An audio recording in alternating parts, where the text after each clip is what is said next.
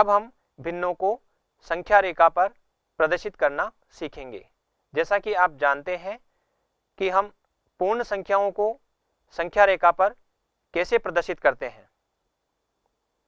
जैसा कि आप यहाँ चित्र देख रहे हैं, कभी भी पूर्ण संख्याओं को संख्या रेखा पर निरूपित करना हो तो हम सबसे पहले जो संख्या रेखा है उस पर कहीं पर भी एक बिंदु ले लेते हैं, जैसे कि यहाँ O लिया है, और इसको हम 0 से प्रदर्शित कर देते हैं। उसके बाद इस संख्या रेखा पर हम बराबर बराबर दूरी पर बहुत सारे बिंदु लेते हैं और वो क्रमशः संख्या 1, 2, 3, 4, 5 इस तरह से अलग अलग पूर्ण संख्याओं को व्यक्त करते हैं। लेकिन यदि हमें किसी भिन्न संख्या को संख्या रेखा पर प्रदर्शित करना हो तो हम वो कैसे करेंगे? तो चलिए हम भिन्न संख्याओं को संख्या रेखा पर प्रदर्शित करना सीख लेते हैं। जैसा कि आप यहाँ एक संख्या रेखा देख रहे हैं और इस संख्या रेखा पर दो बिंदु है। एक तो बिंदु O है जो 0 को प्रदर्शित कर रहा है और दूसरा बिंदु A है जो एक संख्या को प्रदर्शित कर रहा है। और हम चाहते हैं कि इस संख्या रेखा पर हम एक भिन्न जो 1/2 है उसे हम इस पर प्रदर्शित करना चाहते हैं। अब चूंकि 1/2 संख्या 1 से छोटी है, इसलिए उसकी जो स्थिति है वो 1 के बाईं ओर होगी। दूसरी बात, जो 1/2 है वो 0 और 1 के बीच की जो दूरी है उसे हमें 2 बराबर भागों में बांटने के बाद जो भाग मिलेंगे उसके आधार पर उसकी स्थिति हमें तय करनी होगी। जैसा कि आप यहाँ देख रहे हैं कि ये जो बिंदु B है, जो 1/2 है, वो 0 और 1 के बीच की जो दूरी है उसे 2 बराबर भागों में बांट रहा है। तो ये जो बिंदु B है वो निश्चित रूप से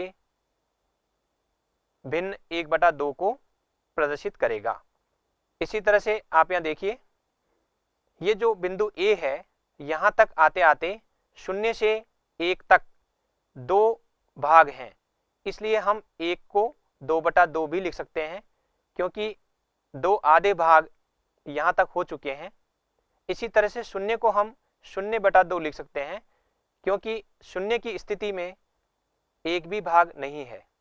बिंदु B तक 1 भाग है, बिंदु A तक 2 भाग हैं और 0 पर एक भी भाग नहीं है, इसलिए 0 को हम 0/2 भी लिख सकते हैं।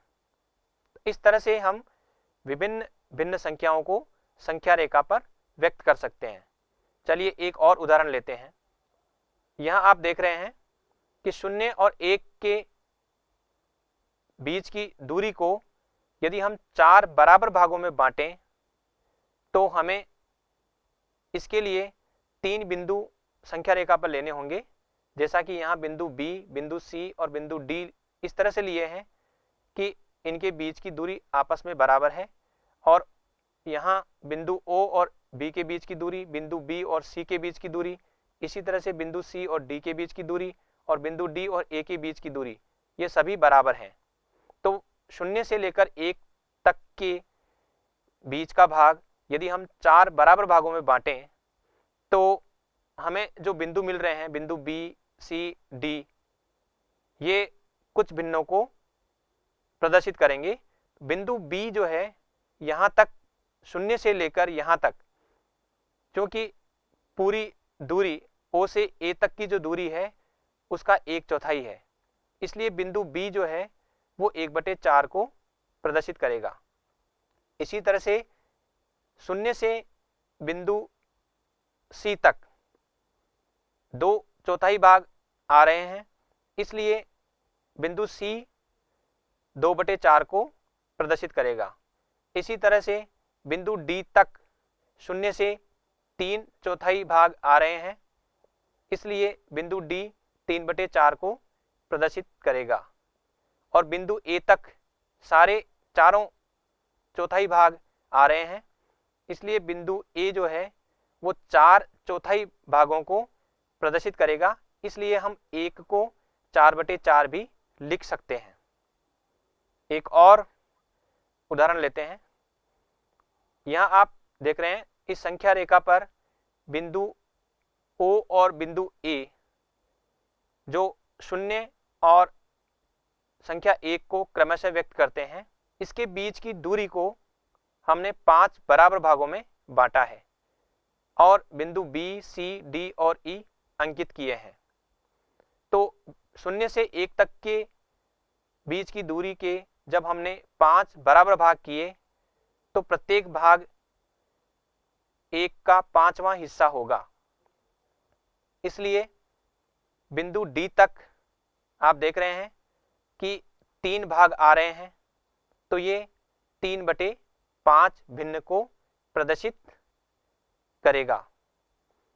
क्योंकि यहाँ 0 से 1 के बीच की दूरी को हमने 5 बराबर भागों में बांटा है, इसलिए जो भिन्न 3/5 हमने लिखी है उसमें जो हर 5 है वो तो 0 और 1 के बीच की दूरी को हमने जितने बराबर भागों में बांटा है वो 5 है, और ऊपर जो संख्या 3 ली है वो ये प्रदर्शित करती है कि बिंदु D जो है वो 0 से कितनी दूरी पर है। तो बिंदु D 0 से 3 भाग के बराबर दूरी पर है, इसलिए हमने यहाँ 3 लिया है। तो बिंदु D 3/5 भिन्न को प्रदर्शित करेगा। अब ये जो दूसरा चित्र है इसमें उन सभी भिन्नों को प्रदर्शित किया गया है जो बिंदु B, C, D और E के द्वारा व्यक्त होती है। बिंदु B चूंकि 1 भाग की दूरी पर है इसलिए ये 1/5 को प्रदर्शित करेगा। बिंदु C 2 भाग तक की दूरी पर है इसलिए ये 2/5 को प्रदर्शित कर रहा है। इसी तरह से बिंदु D 3/5 और बिंदु E जो है वो 4/5 को प्रदर्शित कर रहा है।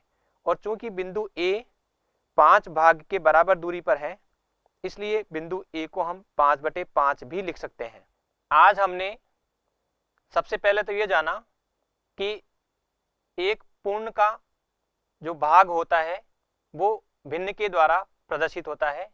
फिर उस भिन्न को हम संख्या रूप में किस तरह से लिखते हैं ये हमने जाना, और फिर जिस तरह से प्राकृत संख्याओं को हम संख्या रेखा पर व्यक्त करते हैं ठीक वैसे ही भिन्न को हम संख्या रेखा पर किस तरह से प्रदर्शित करते हैं वो आज हमने सीखा। अब हम अगले भाग में मिलेंगे, तब तक के लिए नमस्कार।